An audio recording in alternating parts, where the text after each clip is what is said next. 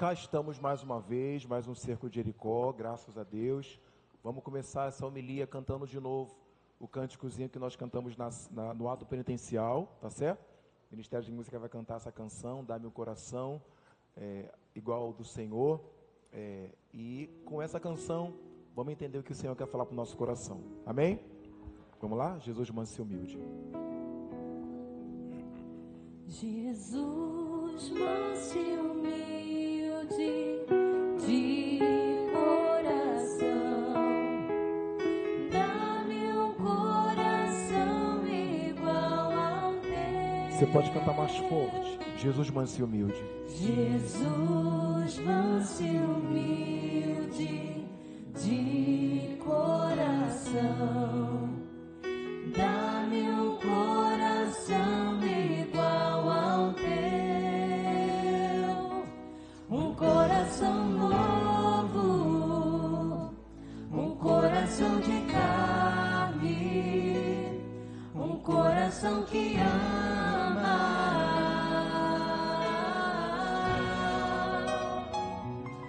um coração novo, um coração de carne, um coração que ama.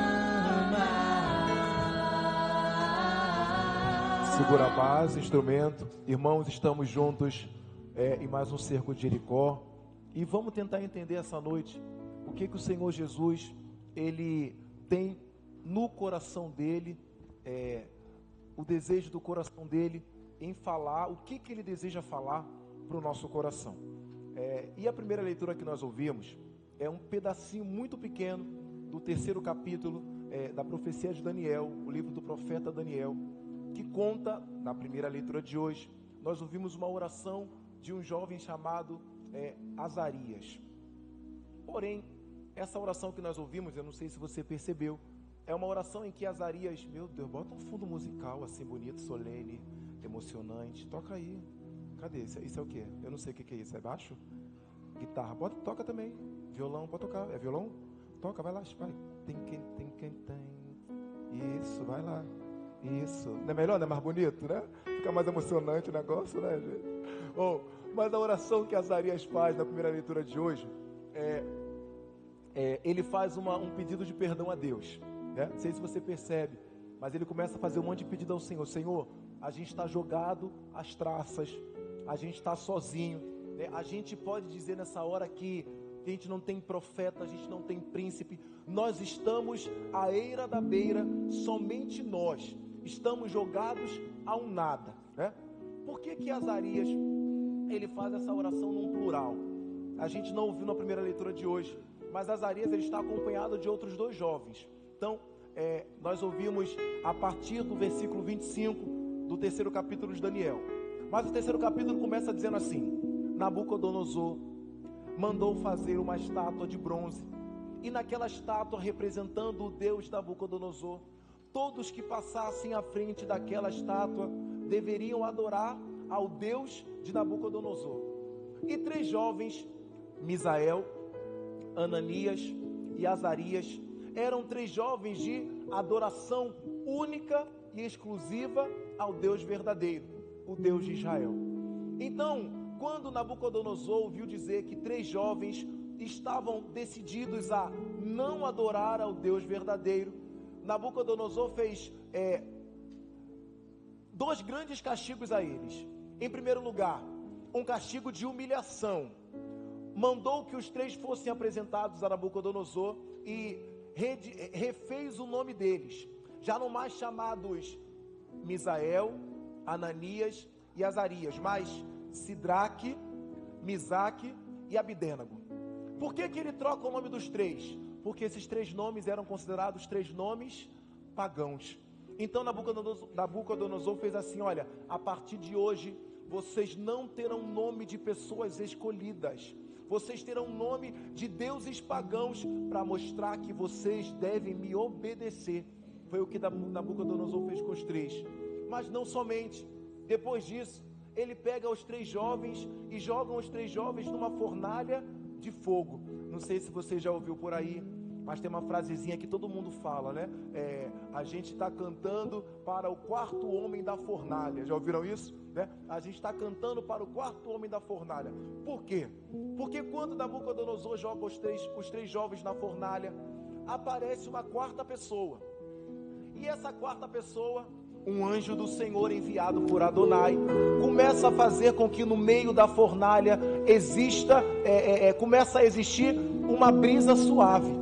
Então, no meio daquele fogo, aquele anjo começou a sacudir uma brisa suave no meio daquela fornalha, de modo com que o fogo não atingisse os três jovens. Então, os três jovens, no lugar de perderem a vida na fornalha, começaram a dar ao Senhor uma palavra de adoração e de louvor.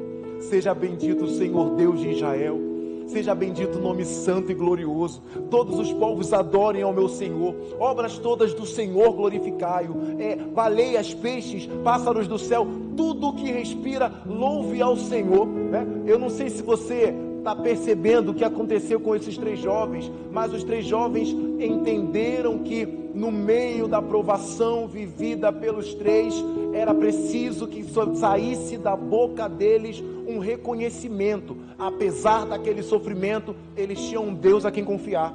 Apesar daquele sofrimento, eles sabiam que eles não colocavam a fé em qualquer pessoa. Apesar daquilo ali, humanamente falando, era o fim da vida dos três, mas o Senhor, que é justo juiz, não fez com que eles fossem alcançados pelo sofrimento. Pelo contrário, o meu Deus, o nosso Deus, é o Deus da profunda providência. E o Senhor que realiza a providência e a provisão, Ele faz acontecer a vida, mesmo quando na nossa vida existe a certeza da morte. Não sei se você já reparou, me parece que, se tiver alguém aqui diferente dessa realidade, você me desculpa, mas eu quero falar só para quem é sofredor, tá bom? Só para quem está passando por uma tribulação. Lá na paróquia eu falo que eu fico atarantado, né? Só quem passa por ataranto na vida, né? À medida em que a gente vai passando por alguns sofrimentos, ora visitados pela vida, ora dados pelo próprio Senhor, ora buscados por nós mesmos, porque tem sofrimento que a gente é meio burro, de vez em quando a gente busca sofrimento, tapado do jeito que a gente é, né? À medida que a gente vai vivendo esses sofrimentos, sejam lá quais forem e sejam de onde estão vindo, o Senhor, Ele vem com a sua providência, a sua provisão, para dar para a nossa vida a graça de reconhecer que se vive qualquer experiência de vida unido ao seu Senhor, o Senhor consegue sobrenaturalmente transformar todas as realidades. Tudo que é vivido pelo Senhor, tudo que é vivido acerca do poder de Deus, tudo que a gente vive, se vive debaixo da autoridade do Senhor, o Senhor, nisso o Senhor, Ele é perfeito. Ele tem a grande atividade, sabedoria perfeita de conseguir modificar todas as realidades. Deus consegue fazer o sobrenatural acontecer, mesmo quando o impossível está visitando o nosso coração. Deus consegue realizar o sobrenatural. Deus consegue fazer com que o sobrenatural visite a casa da nossa vida, mesmo quando o impossível já fez a sua morada dentro da gente. Por quê? Porque nós cremos no Deus da providência e no Deus da provisão. Repita comigo: eu creio no Deus da providência. Eu creio no Deus da provisão. É preciso, paróquia Maria Mãe da Igreja e São Judas Tadeu, reconhecer que para que isso aconteça nos dias da nossa vida, nós precisamos ter uma vida lançada às mãos do Senhor, lançada às mãos, para que Ele possa fazer aquilo que Ele quiser, quando Ele quiser, conforme Ele quiser. É essa a capacidade que a gente faz, que a gente dá, para que Deus possa realizar o impossível dEle. Deus não consegue adentrar em casas, e quando eu falo casas, estou falando da nossa vida. Deus não consegue adentrar em casas que são muito comandadas pela nossa humanidade, porque a gente vai se tornando o Senhor de nós mesmos, a gente vai se tornando o Senhor da nossa própria vida, a gente vai querendo se tornar até o nosso próprio Deus, e aí quando a gente vê, Deus não consegue ter condições de atuar, porque Ele está combatendo com o nosso próprio poder, né? adorado seja... Qual é o seu nome, minha filha, que eu esqueci? Larissa. Adorada seja a Larissa, porque não deixando Deus conduzir a vida, ela se faz deusa de si mesma, né? Adorada seja... Fala o teu nome em nome de Jesus. Maria Luísa, porque no lugar de não deixar Deus alcançar a sua própria vida, ela vai se tornando adoradora da própria vida. Não, Deus, para que Ele possa realizar aquilo que Ele precisa realizar em nós, é preciso que as portas estejam todas escancaradamente abertas e Ele tenha liberdade de fazer aquilo que Ele quiser fazer. Então a primeira leitura de hoje quer nos ensinar um segredo espiritual. Para que o extraordinário de Deus aconteça em nós, a gente precisa fazer o nosso ordinário. Para que o extraordinário de Deus aconteça em nós, no nosso impossível, é preciso que a gente esteja na nossa ordem, no nosso posicionamento, para que Deus tenha espaço de operar o que Ele deseja operar em nós. E aí, o evangelho de hoje já é um pouquinho um ensinamento mais do dia a dia, mais humano. Eu não sei se você tem essa dificuldade, sabe, Diácono Lucas, eu não sei se o senhor tem essa dificuldade. Pode. Tu sabe que no seminário ele é conhecido como precioso, né? Ele não é ninguém. Se você falar assim, cadê o Diácono Lucas? Ninguém sabe quem é. Mas se tu pergunta quem é o precioso, é ele, né? Então, sabe, precioso, eu não sei se o senhor tem essa dificuldade, mas quando a gente vai percebendo um pouco a nossa humanidade, a gente vai vendo que algumas coisas vão tendendo a fazer com que a nossa vida vá sendo afastada da presença de Deus. E eu vou partilhar com vocês o espinho na carne do Padre Adair. Eu tenho dificuldade de perdoar, né? Pisou no meu pé, né? Os cerimoniários sabem, estão aqui, estão comigo, não tem problema de falar. Que dificuldade que eu tenho de liberar perdão. Eu acho que é por isso que Deus deu esse evangelho de hoje. Porque presta atenção, o número 7 na Bíblia, você sabe muito bem disso, o número 7 na Bíblia significa o número da perfeição, amém? Amém ou misericórdia? Pronto, número 7 na Bíblia é o número da... Não ouvi, número 7 da Bíblia é o número da... E aí Deus fala assim, Pedro faz uma pergunta a Jesus, Jesus, quantas vezes eu devo perdoar? Eu quero ser perfeito, eu preciso ser perfeito, eu já sou seu discípulo, o Senhor um dia me mandou cuidar da sua igreja, eu estou contigo onde o Senhor quiser, eu vou defender a sua vida, eu vou ser fiel para o Senhor, então eu quero ser perfeito, eu preciso perdoar até 7 vezes. Parece que nesse sentido, o Senhor não espera que a gente seja perfeito no nosso perdão, mas parece que Jesus espera que a gente seja perfeitíssimo, porque Deus não manda perdoar 7 vezes, mas Ele manda perdoar 70 vezes 7. Jesus, manso e humilde de coração. Vamos cantar? Vamos lá? Jesus, manso e humilde de coração, dá-me um coração igual ao teu. E aí, qual que é o problema? Qual que é o problema desse evangelho de hoje? O problema desse evangelho de hoje é quando a gente se presta a um papel, desculpa a palavra que eu vou usar, vocês me desculpam porque agora nós vamos começar a falar sobre verdade, vamos rasgar o verbo aqui. O problema do evangelho de hoje é quando a gente quer começar a prestar um papel ridículo, de achar que a nossa vida não deve ser uma vida vivida de acordo com a imagem de Cristo. Porque o Senhor diz assim, olha Pedro, perdoa 70 vezes 7. E em outro momento o Senhor fala assim, é preciso que vocês me imitem, sejam meus imitadores. E a gente vai se deixando levar por uma vida de falta de perdão entre nós, falta de perdão dentro das nossas próprias casas. Nós estamos sendo pessoas impacientes com a vida, e quando se trata disso, nós vivemos uma vida como se a paz não pudesse mais ser instaurada em nosso meio. Nós não conseguimos mais exercer a graça maravilhosa do perdão. O que significa perdoar alguém? O que significa perdoar alguém que nos causou mal? Significa fazer com alguém aquilo que Jesus fez conosco. Porque o Senhor perdoa os nossos pecados. Porque nós estamos pecando gravemente contra o Senhor. Nós estamos nos levantando gravemente contra o Senhor. Mas quando nos colocamos à presença de Deus, para que Ele libere sobre nós o perdão, o Senhor que não consegue segurar a sua misericórdia, lança o seu perdão por completo sobre nós. É preciso que a gente comece a fazer a mesma coisa que o Senhor Jesus, em nosso meio. Comece a fazer a mesma coisa que o Senhor Jesus, dentro da nossa própria casa. Começarmos a ser misericordiosos para com os próximos, para que a nossa vida seja por Deus misericordiada. É preciso. Jesus, manso e humilde de coração, dá-me um coração. Não ouvi. Jesus, manso e humilde de coração, pois o coração de Deus, ele é cheio de misericórdia. O coração de Deus, ele é conduzido por misericórdia.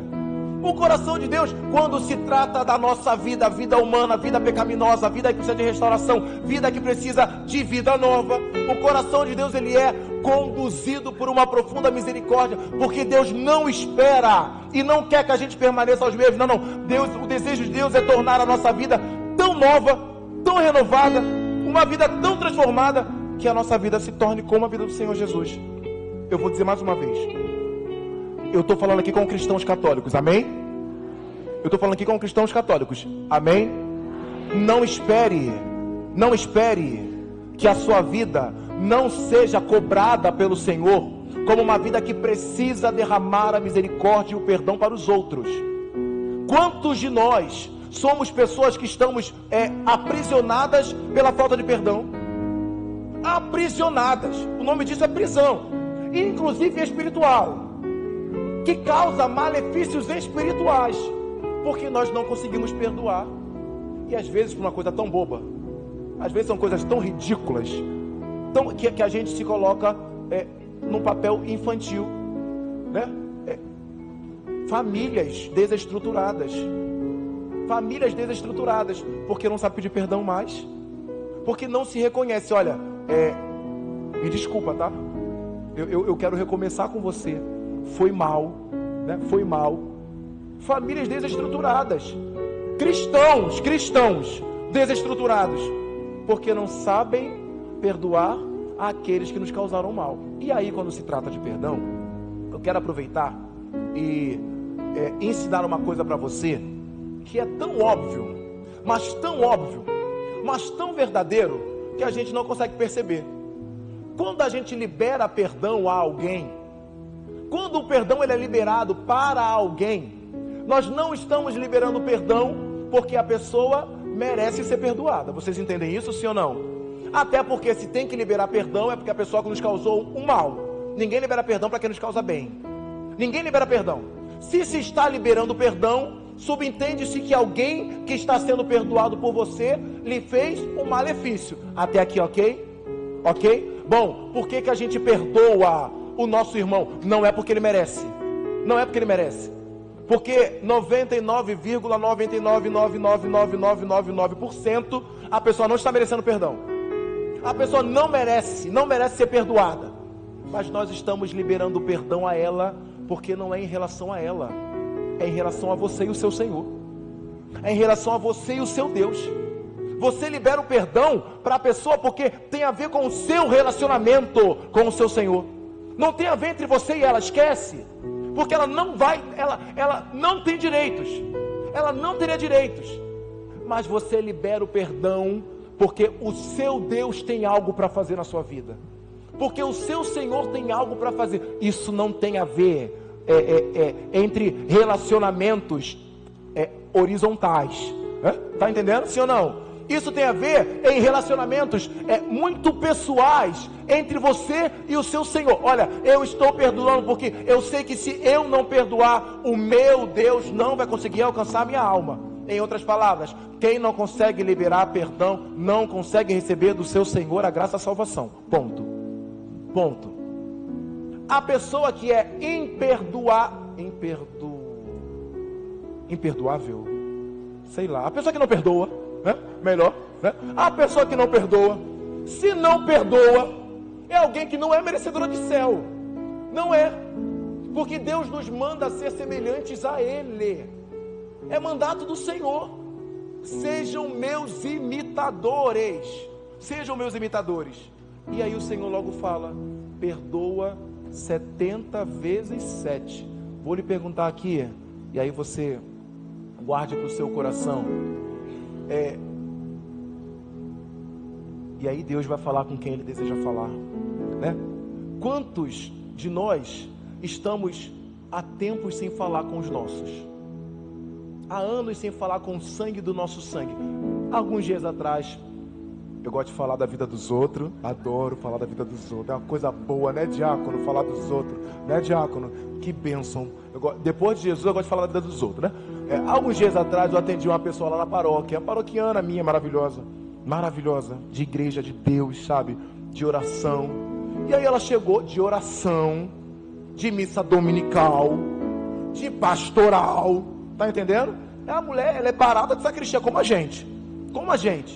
E que chegou lá na sala para ser atendida e para falar assim: padre, eu estou há 1 mês sem falar com a minha irmã, e eu não consigo voltar a falar. De missa, como a gente, de oração diária, levanta às 3h40 da madrugada para rezar com o Frei Gilson, e não consegue perdoar o seu irmão. Tá entendendo a maluquice? Tá entendendo? Isso é maluquice. Entende? A pessoa debulha as bolas do terço todo santo dia, mas não perdoa o sangue do seu sangue. Gente, isso está errado. Vocês conseguem perceber, sim ou não? Isso está errado. Nós que estamos aqui, que oramos ao Senhor, que oramos ao Pai, que adoramos a Deus, né? Que somos fiéis ao Senhor, mas não perdoamos o irmão, está errado. Não está certo. Não espere que alguém, que isso seja aceitável, porque não é aceitável, espiritual, humano, socialmente, familiarmente, não é algo que se aceite, não se aceita, não pode ser aceito isso, não pode, porque Deus nos manda ser semelhantes à vida dele. Não estou pregando como se isso fosse uma coisa fácil de viver, porque não é, eu sei como é que é isso, é difícil perdoar alguém, quando você tem a vontade de matar a pessoa, né? Eu queria matar, eu quero toda hora, hoje então, meu Deus, meu Jesus, minha paróquia está em obra, sabe, diácono? Minha paróquia está em obra, né? E aí, tem umas coisas que a gente padre faz, que a gente também é meio tapado, sabe? A gente também tem que começar a parar com algumas coisas, mas eu ainda não consegui. Tem as coisas que eu pego para eu resolver, tanta gente para resolver, quem vai resolver? Eu, como se eu não tivesse mais o que fazer, né? Peguei o carro,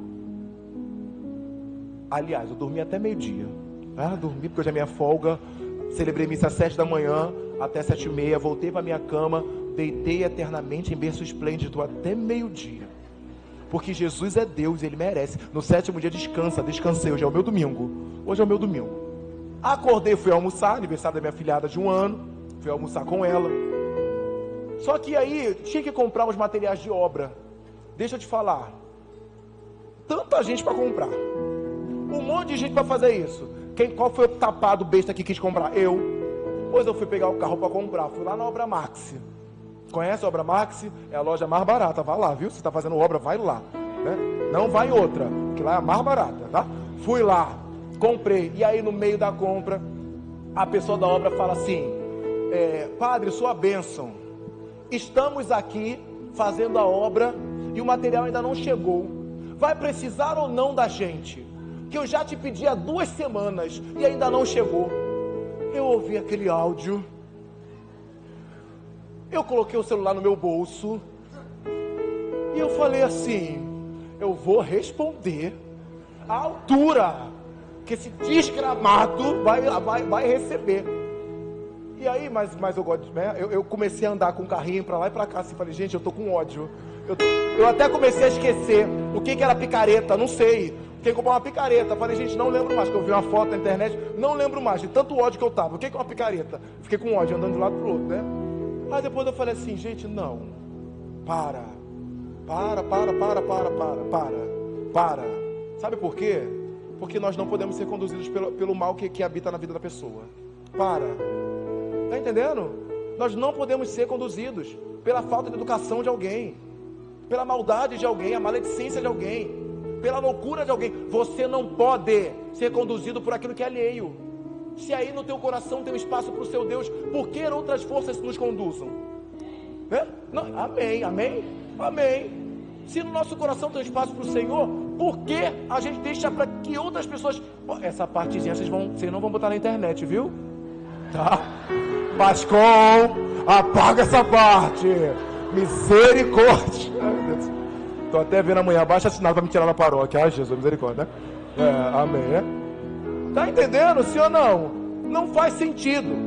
Não faz sentido. Se nós somos pessoas que proclamam que a nossa vida ela é conduzida por Deus, por que nós somos conduzidos pela impiedade contra alguém, pela falta de perdão contra os nossos irmãos, pela falta de piedade, às vezes falta de perdão até em relação a você mesmo? Tem gente que não se perdoa, cometeu algo, ok, já se confessou, vida nova, vai embora, irmão, segue a vida, o baile está andando, presta atenção na vida, para de ficar parado, vamos lá. Tem gente que não consegue viver a graça do perdão. Não, recomeça. Por que deixar que outras forças conduzam a nossa vida, se o nosso Deus pode nos conduzir? Foi o que ele fez com a vida de Misael, Ananias e Azarias. Foi o que ele fez na vida desses 3 jovens. É isso que o Senhor quer fazer na sua vida. Amém? É isso que o Senhor quer fazer em nós. E acabo aqui. Vamos pedir ao Senhor Jesus, nessa missa, que Ele de verdade assim possa abrir o nosso coração. Gente, olha só, existe uma diferença nas consciências, certo? O que é uma consciência laxa? Sabe quem é uma pessoa que tem a consciência laxa? É alguém que tem a consciência assim, ó, tanto faz e tanto fez, tá tudo bem, Deus não está conseguindo conduzir, ok. A pessoa que tem a consciência laxa é alguém que já não se deixa mais ser conduzido pelo seu Senhor. Deus podia estar fazendo um monte de coisa, Deus podia estar fazendo uma obra maravilhosa na vida da pessoa, mas a pessoa tem a consciência laxa.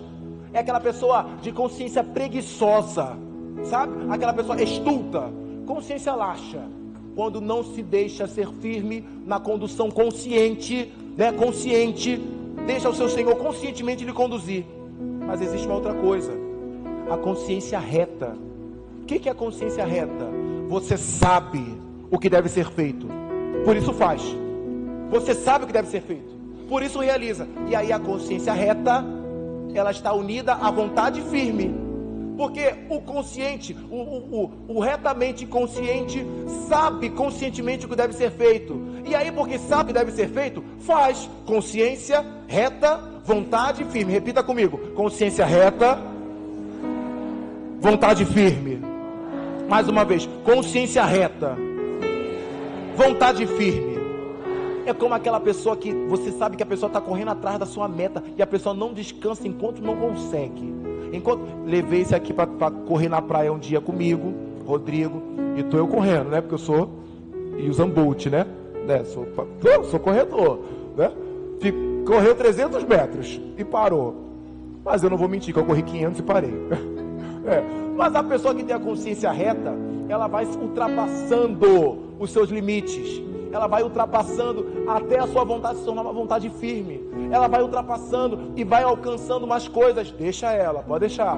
Ela vai alcançando. Toda vez que eu venho, tem uma criança para me ajudar a orar. Deixa ela. E ela vai, a consciência dela vai tornando vontade reta. E vai fazendo até realizar aquilo que deve ser realizado. Isso tem a ver também com a nossa vontade de fazer a vontade de Deus. Consciência reta, vontade. Consciência reta, vontade. Vamos viver esse cerco de Jericó, irmãos, pedindo a Jesus que Ele possa tornar reta a nossa consciência, firme a nossa vontade, para que a gente faça aquilo que o Senhor espera. Olha para mim aqui, olha para mim, para que a gente faça aquilo que o Senhor espera que seja feito por nós. Amém? Amém? Amém. Vamos terminar cantando mais uma vez essa musiquinha, pode ser? Jesus manso e humilde de coração, suavemente. Você pode ficar sentado mesmo, feche os seus olhos. Você que sabe cantar, aí, aliás, abre os seus olhos de novo, olha para mim. Isso, olha para mim, por favor. Eu queria fazer um convite a você. Consciência reta e vontade, pois você cante com vontade. Canta com vontade, tá certo? Sabe, não estaciona. Não estaciona. Quando você vai cantar, cante com vontade. Quando tiver que orar, ore com vontade, né? Erguer o braço, erga com para de maluquice, canta com vontade, para que na sua vontade Deus entenda o que Ele deseja fazer no seu coração. Amém? Feche os olhos. Vamos cantar? Jesus, manso e humilde de coração, dá-me um coração igual ao teu. Eu sei que você pode cantar mais forte ainda. Jesus, manso e humilde. Jesus, manso e humilde de coração, dá-me um coração igual ao teu. Um coração novo, um coração de carne, um coração que ama.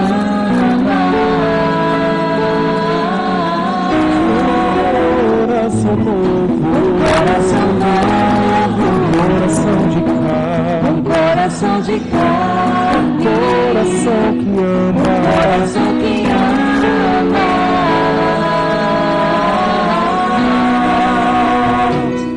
Criai em mim um coração que seja puro